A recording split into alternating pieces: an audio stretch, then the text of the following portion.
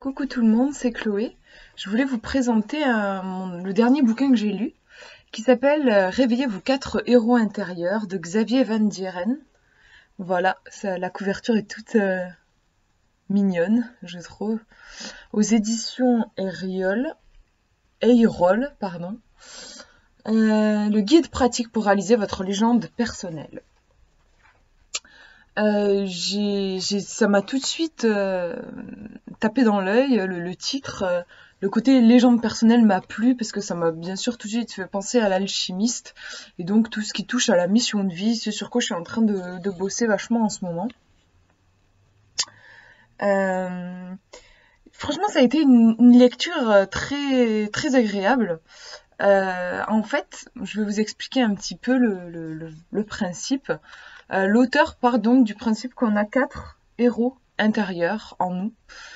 Quatre héros auxquels on va faire appel quand on veut réaliser quelque chose dans notre vie, réaliser un projet.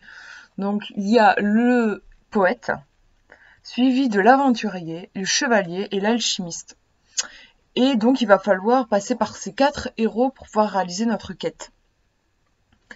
En fait, moi, je trouve que parce que moi, je suis très créative, j'ai toujours plein de projets et je fabrique beaucoup de choses. Enfin voilà, j'ai un côté assez artistique. Je trouve moi que ça représente, enfin tous les artistes, je pense, se retrouveront dans la description de ces quatre héros intérieurs.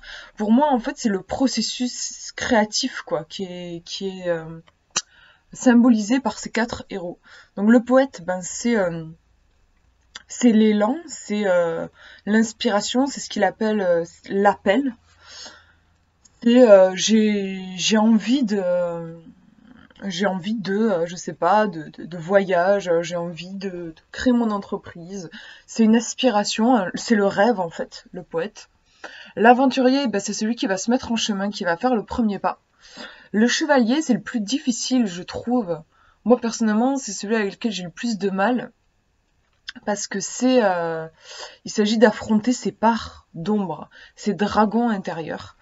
Je trouve que c'est un peu l'ultime épreuve. Personnellement, dans mes projets, c'est souvent au chevalier que je bloque.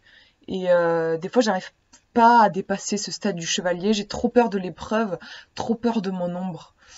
Après, ça dépend des gens. Il y a des gens qui vont avoir des difficultés avec l'aventurier, avec le poète. Enfin, après, ça dépend des gens. Moi, je sais que c'est avec le chevalier que j'ai le plus de mal.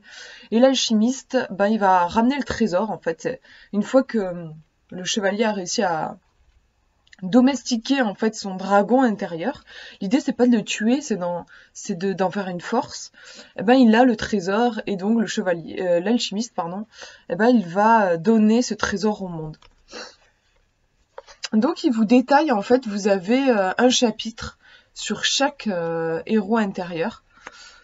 Bon, le premier chapitre c'est le modèle du héros, il vous explique un petit peu les polarités, comment ça marche.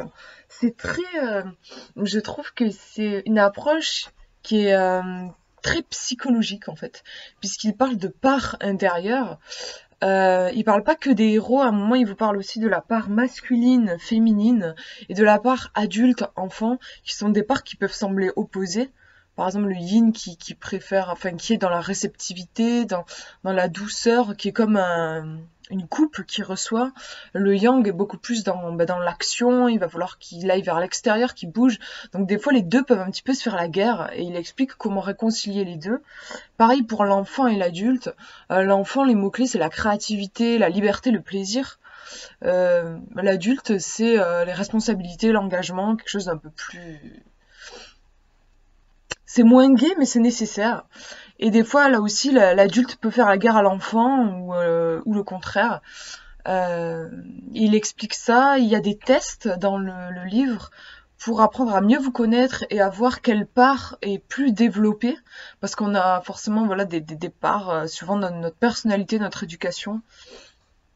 Des parts qui sont plus développées que d'autres. Moi, personnellement, j'ai l'enfant et le yang qui sont les plus développés en fait, qui correspond au niveau des héros à l'aventurier.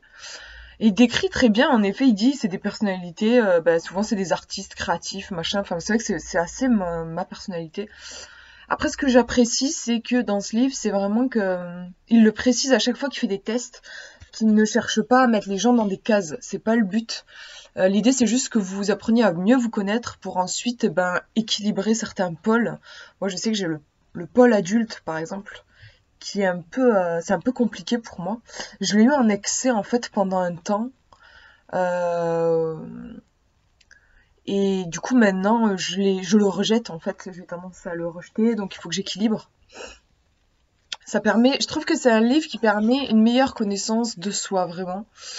Après, je trouve pas que ce soit un bouquin qui permette vraiment, euh, dans le concret, de définir sa mission de vie et de faire ses premiers pas. C'est pas le but de ce livre-là. Le but, c'est un travail en amont pour mieux se connaître, pour engager, enfin ensuite pour avoir des énergies qui vont être alignées pour mettre en place un projet. Mais c'est pas un bouquin qui va vous aider vraiment à définir un projet. Je l'ai pas vécu comme ça en tout cas. Mais moi je trouve que c'est vrai que c'est important, surtout si vous êtes intéressé par tout ce qui est psychologie et connaissance de soi. Il est super bien fait. Donc voilà, ensuite vous avez le chapitre 3, donc ce que je vous disais, le poète, on commence là avec les portraits. L'aventurier, à chaque fois il vous fait le portrait du héros, et à un moment le héros s'exprime aussi.